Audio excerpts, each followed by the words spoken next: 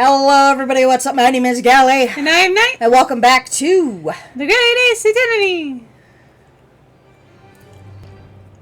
It seriously reminds me of Soul Calibur. What? The music. Yeah.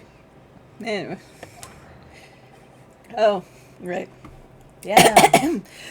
Bailiff, show the defendant to the stand at once.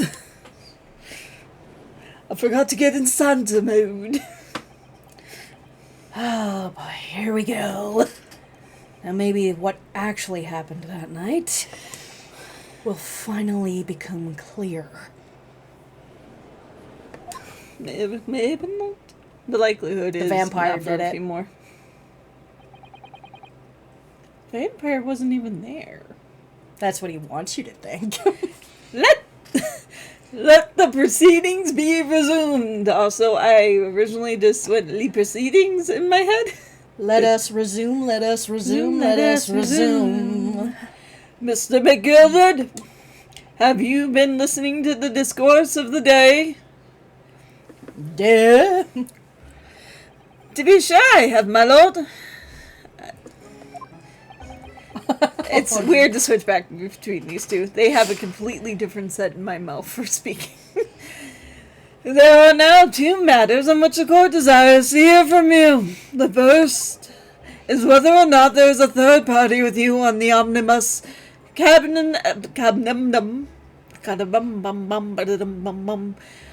proposed by the defense. The second is that if such a person was indeed present, why did you conceal the fact from the police?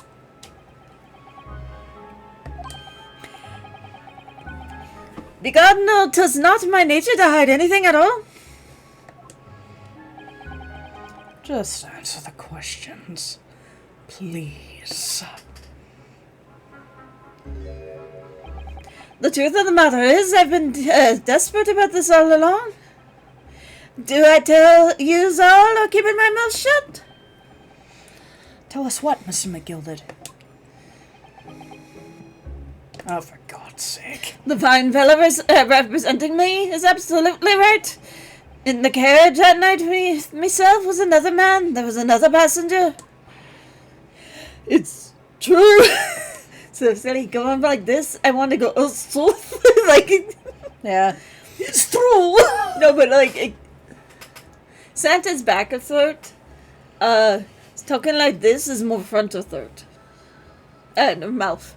I know what you meant, but I'm like the phrasing. I'm not deep throating, it's fine. I can't go that deep. Codename Deep Throat. Gross.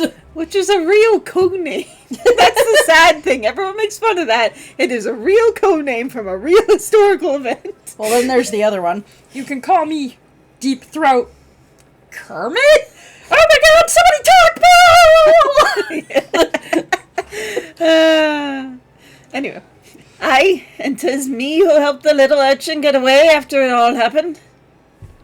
He looks so tired. Yeah, tired of the shit. You... what? The funny thing is I know who they're talking about. The person that was hiding in the... E. Duh. I know, but No, Magnus McGilded. That convenient excuse can't save you now. You're just butthurt because you found out the prosecution was... the defense was right. You're the prosecution. I don't know. I've been drinking. Now let me bend over and be pegged. Fanfiction. Anyway. And I'm truly sorry, so I am Von Sykes.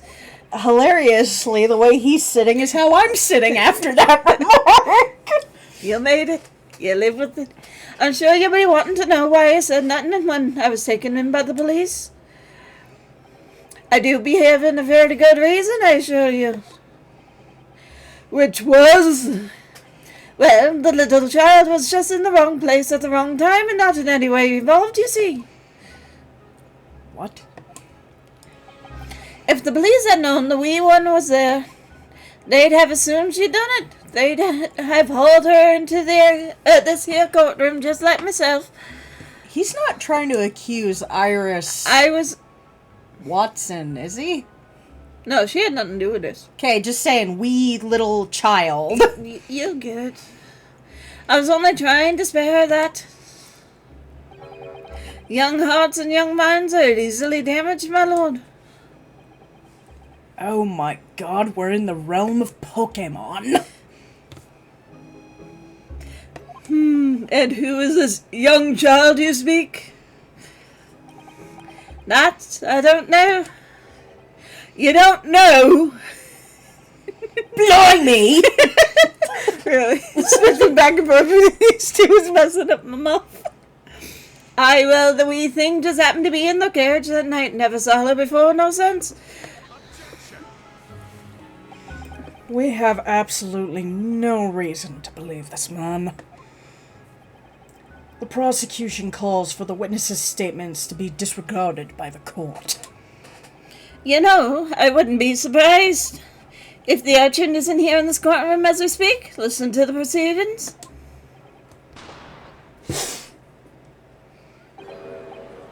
Ah, smoke! Ah, fire! There's a fire! Someone's trying to get away!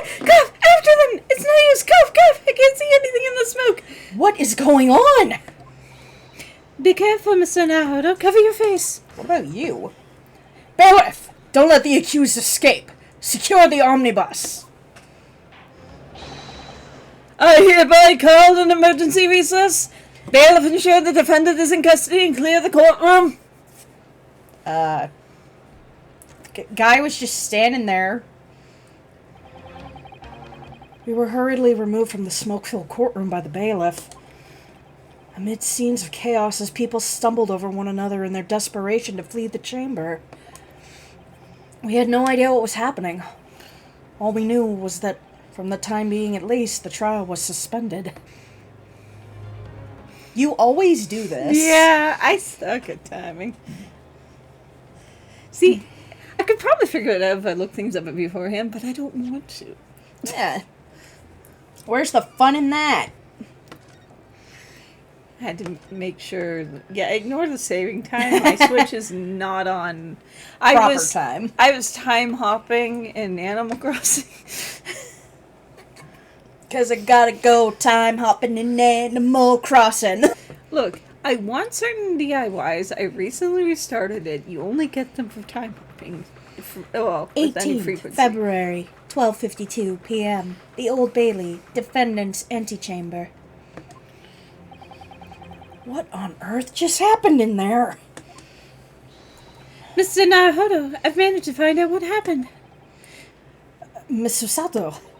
I was told by an advanced form of smoke grenade, a type of exploding device that releases smoke. A smoke grenade? It sounds like a sort of thing ninjas use. They're just making sure everything is safe now. I think the trial will start again before long. But who would have done something like that? The police managed to catch someone who was trying to flee the courtroom, apparently. Flee the courtroom? Why? Well, it's a young girl of around 15, I hear. A young girl? Did Pavlov follow us from fucking the ship? Pavlova. Nina? I know who you're talking about, but Pavlov. I said it wrong, okay? It got me confused. The other passenger that McGilded was talking about? There, that's not as confusing, is it? My thoughts exactly. So he wasn't lying. No, he's been pretty fucking honest this whole time, I think. What's become of Mr. McGilded exactly? Yeah, I don't think he's lied, but he has left things out. Well, yeah. So technically lied by omission. There's so many things I need to ask him about, but he's not even here! I think he was summoned to the prosecutor's antechamber to answer questions. Along with the young girl. Who is she, I wonder? Also, it sucks that... Oh, yes, the prosecutor is allowed to talk to them, but we're not. Yeah, it's like, aren't you not supposed to talk to the defendant? No. Usually in talks like that, both lawyers would have been present. Yeah. At least in modern And things. what was she even doing here at the trial? Listening in? She was taking a huge risk for what possible benefit to herself? There's another matter that's troubling me. What's that? The 20 pence. Oh, she rode free? According to the coachman, Mr. Beppo, he took 4 passengers that night at a fare of 5 pence each. That comes to a total of 20 pence exactly. But now it seems there is in fact 5 passengers. Which means the figures don't seem to add up again. She's right. This is strange. Counsel for the defense, kindly proceed to the courtroom.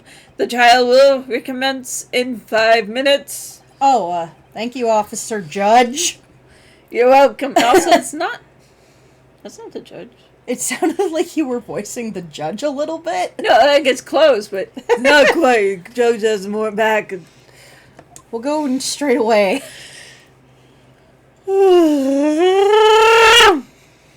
Sorry, had to yawn. Well, whoever she is, I imagine the young girl will be asked to take the stand and testify now. I really can't imagine what she's going to say, but it could alter the whole direction of the trial. We'll know soon enough, Mr. Sato. Which I think is utter bullshit. He should be allowed to talk to his client. Yes.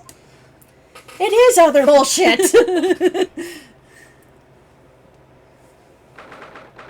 18th February, 1 p.m.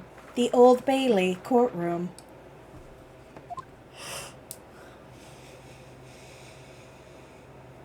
Oh my god, it's Linkette. Oh yeah, you're right. That's not Iris. Iris's hair is pink. There's the young girl next to Mr. McGilded. Look. Also, she's shorter. Well, yeah, because she's like 9, right? I don't know. But she's not 15. No. It is Nina. Her hair's blonde. It's not Nina. She must have been the one who caused the disturbance before. Well, after that rather eventful recess, the court will now resume the trial of Mr. Yes, Mr. Sorry, I can't stop yawning. Mr. Magnus McGilded. Now then, Lord Von Zeeks. My lord. Put your cape back on. I believe you established the cause of the smoke which veiled the proceedings earlier. Seems to have been an advanced form of a smoke grenade. Sort of typically employed by the army. Good gracious, the army? What in the devil's name? It was an elaborate attempt by a young girl to cloak her escape from the public gallery, but she was caught. And now occupies the stand. Your name, girl? Are you responsible for the smoke grenade which indeed induced such pandemonium here in my courtroom? What is the meaning of this deplorable behavior?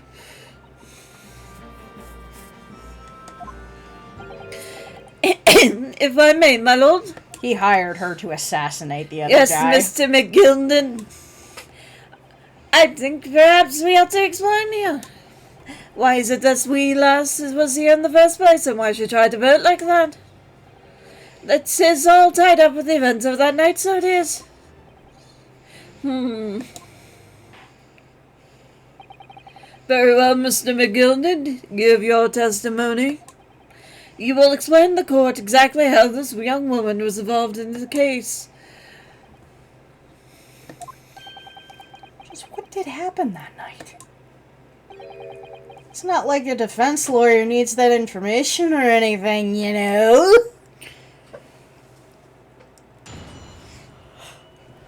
Witness's testimony. The young girl. On the night in question, I took the back seat in the omnibus and promptly nodded off. Then, I don't know. Bagora? Begorra. And I had that in a wee scream woke me with a fair start. There was a fellow collapsed on the floor at my feet, so I sat him up on the seat across from me. Then I turned to find out where the scream had come from. And bless my soul, what did I find? There was a child in there all curled up like in a ball, hiding her wee self away.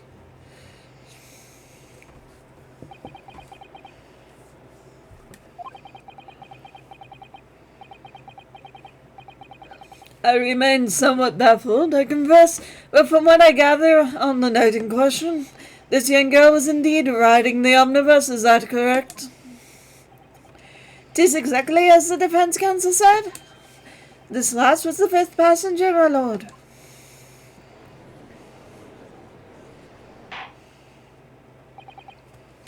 Very well. The defense may now cross-examine the witness. Are you ready, counsel? Yes, my lord. I've been rather fucking quiet this whole time. Or rather, no. I have no idea where to start.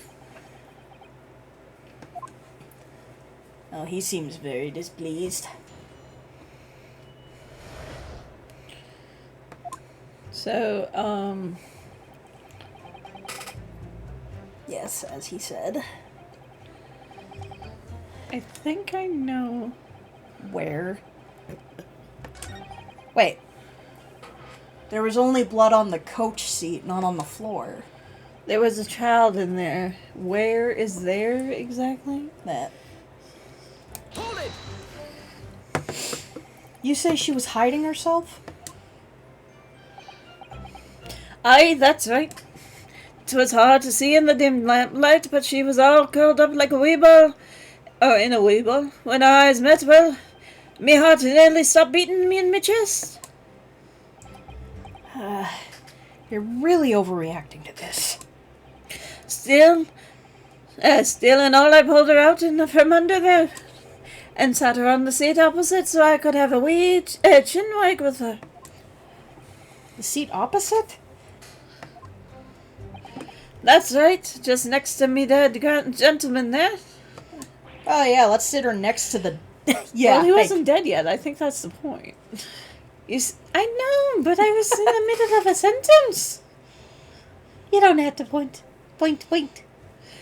poke poke. You said this young girl next to a corpse, huh? Well, as I'm sure I've mentioned, a gentleman in my position can all too often find himself in mortal danger. So, I needed to find out just who the sergeant was, you see. And while I was in the middle of talking with her, I heard another scream, a fellow's voice this time. Presumably, that scream was Mr. First, who was sitting on the roof of the deck seats. Lord Yard again, I would say, sir. Looking down through the skylight, he must have seen this young girl and the gentleman with the knife in his belly. In other words, the previous witness did not, in fact, see you at all, Mr. McGill did.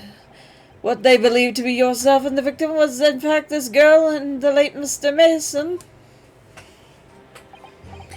Aye, my lord. I was, as I think everyone understands now, sat at the back of the carriage out of sight.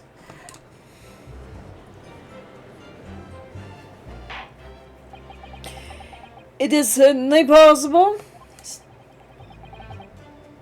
The defendant is somewhat diminutive in stature, and really confused, perhaps, with this young girl. After that, of course, with the scream from the gentleman over us, the driver realized something was wrong and pulled up the horses. I do wonder how you must be feeling, Mr. Naruto. Being the defendant's... Oh, that was you. Being the defendant's lawyer and yet finding myself as stunned as everyone else at his testimony? Let's just say it's trying and familiar. We've certainly had precious little time to talk to Mr. McGilda before the trial. But we mustn't be dispirited. We must just try to learn the facts as we can. When we arrived in London this morning, I didn't see my day panning out like this. Mr. Naruto, no grumbling, even in your head. Which Witchcraft! Don't make me stab a broom up your ass. Get back to work. Jesus.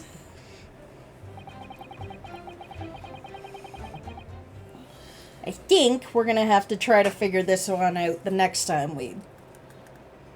Alright, so next time, This has been Gally. this has been night. See y'all next time. Bye bye, everybody.